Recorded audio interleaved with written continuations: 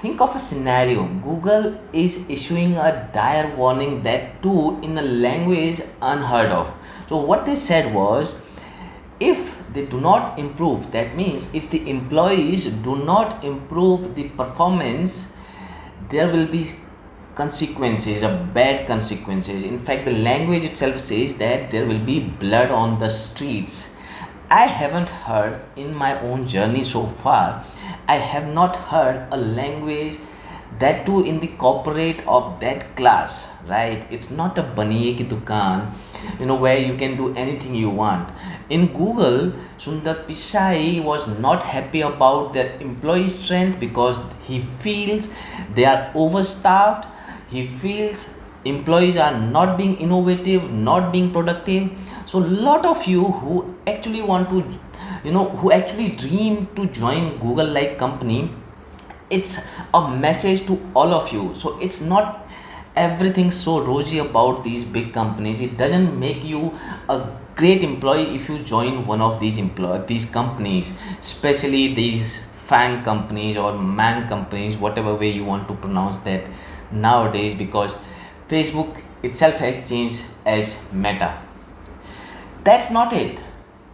Meta, which was Facebook earlier, has also done something similar just few weeks ago. And to add to that list, Microsoft, Apple, all the big companies, Netflix, they are doing layoffs. That means they are one step ahead. While Google has done a freeze in the hiring, Microsoft has already done some layoffs. Netflix is already getting a bad name because of layoff. Meta has issued bad warning about the performance. So we will track all of that, how this all unfolded in last 2 years, what happened. So today this could be a bit of economics. I would try to simplify it though, right? So we will talk about demand, how this all euphoria started in 2020 and we are in 2022 and things are rapidly unfolding. So I'll try to keep it very simple. So I know not everybody is very interested getting into deep economics, but let us talk about this topic because this will make you much wiser and this is very important. Let's go back in 2020. What happened and how it all started? We saw, since this COVID thing has started in 2020, we have seen governments taking very strong measures. All the cities, countries, geographies will shut down, completely shut down. When you shut down everything, what happens? There are no producers, there are no consumers, there is no supply chain, right? Everything was badly hit. We disrupted whole supply chain, all right? But what happened after a few months, we started seeing, seeing some improvements in COVID situation. Economy started opening up.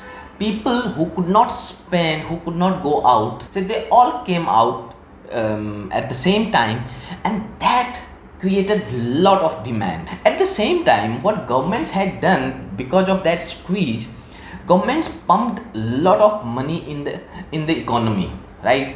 They gave interest free loans, they waived off lot of debts to people. Somewhere they doled out cash in hand. Now people started spending that money, and this coupled with the pent up demand, all of that resulted in huge demand boom, and industry was not ready to provide that or supply that or fulfill that demand actually.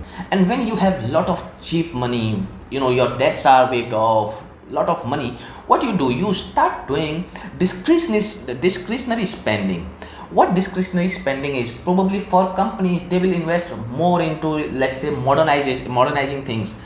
Then they invest a lot into marketing events, sales events, all of that going in. And marketing means sales. So marketing means advertising means Google and Facebook, okay? And that is what happened. We saw in Google or Facebook, we saw a huge upturn in their revenues because of those advertising. So what that demand cycle did was that created lot of jobs.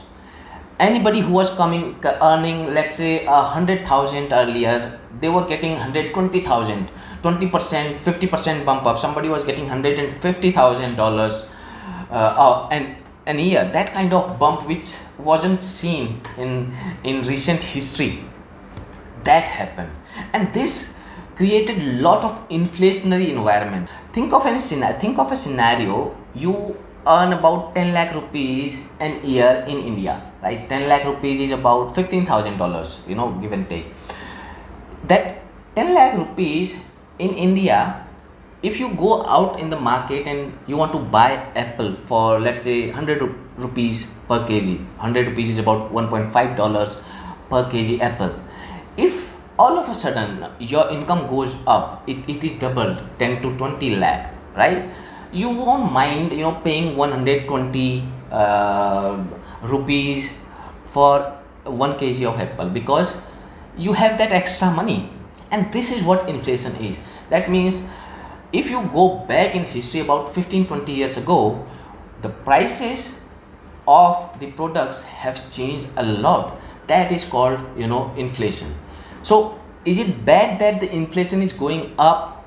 It's all not that, because the fat salaries you are enjoying thanks to what the governments did back in 2020.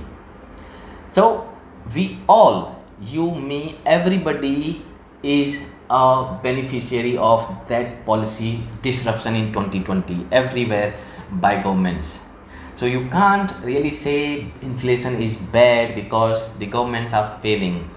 You are a direct beneficiary. While all of this happening, if you saw just 6 to 9 months ago, TCS boss simply said there is war for talent in the industry at the moment, and we have been seeing that. But nobody knew things will take a turn to a different direction so quickly. Russia-Ukraine war, somewhere in Feb or March this year, that changed the whole dynamics, right? Russia and Ukraine both are huge commodity producers. Russia produces gas, oil, right, along with lot of metals, and Ukraine produces lot of grain. Okay, so that grain goes to Middle East, lot of countries. Russia-Ukraine war did a huge damage. Because of that, gas prices spiked up, oil prices reached $120, which were about $70 before Russia war. Then there was huge wheat shortage everywhere, you saw, and now things are getting sorted out a little bit, though Russia Ukraine are still fighting. At the same time, Federal Reserve, the USA's central bank, has started raising rates from 0 to almost 3%, or probably higher than that. They have reached just in few months. So they are raising 75 basis points in every second month. That's a huge increase. Think of the scenario. The inflation was 40-year high, right? But even this interest rate upcycle is also unconventional. In US, people have not seen this kind of interest for a long time. In UK, things have started going up, the interest rate. What happens when the interest rate cycle moves up? Your EMIs go up, your interest component go up. So that easy money time is gone. People are paying more for as interest. Industries are paying more as interest. What will happen? Their margins will be squeezed. As I said, when you have a lot of extra money, you know that extra money creates discretionary spending. But when that money is not there, you squeeze out leisure and discretionary spending. You will not go out every weekend to watch movie in a PVR. You will not go to watch out on a vacation, long vacation, right? So you will start squeezing out those expenses. That means companies will stop their discretionary spending on marketing. And when they stop their discretionary spending on marketing, that is directly reflecting in Google's and Facebook's results, because their whole business model is on advertising. Okay, so this is what we are noticing right now from Google and Facebook and Netflix's results. That is the reason why Google issued this warning. Okay, I understand Google, Meta, Facebook, and all those, they issued the warning. But are we seeing some same signs in India as well? Not exactly. IT industry is not showing any sign of weaknesses, though they are seeing some pressure, but they are going ahead with their hiring plans, right? Why? Over the period, companies earlier used to think that technology is a discretionary spending, but in last 2 3 years now they have understood the importance of technology, and that's why now they want to prepare themselves for future, so that every time there is a disruption, probably technology will be very important. That's why they do not want to cut back immediately on their technology spending. However, the marketing spends have gone down. What that means is IT people, that means IT companies, will be cautious in their approach, because ultimately, if this pain gets deeper, right? If this interest rate cycle keeps on going up, let's say for next 3 4 months, this will put a lot of pressure on technology spend of the companies as well. That's why it is very important for companies to become cautious on hiring front. Now, who will be impacted? Very difficult to say at the moment, but what I see is, if we see this interest rate cycle continuing to go up, immediate impact will be on the fresher, because freshers are cost in initially, right? Before they produce, they are cost for at least 6 months or 9 months during their training time, and they are also not deployable to the to any opportunity, right? That's why that's a cost. Companies would want to go slow on that. Who else? Probably people who become very expensive become a soft target of that, no matter how good you are, right? you you are into limelight because of that, right? It's like a lot of people are getting, let's assume, 10 lakh rupees salary, and one person is getting 25 lakh rupees salary. That will be an outlier, right? When company starts assessing those resources, they will see, is there a real need of this person who is an outlier, or the people who are outliers, are they really so important for the companies? They become visible, right?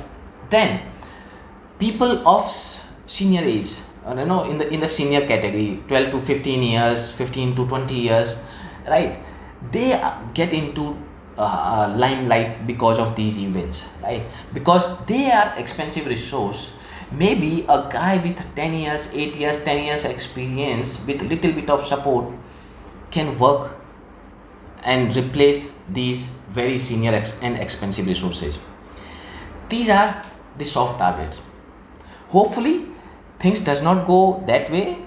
However, if we go by what experts are saying, there could be a mild recession in US next year or late this year. Tell me, what do you think of this analysis? Do you see something around that is happening around you? Do share with me.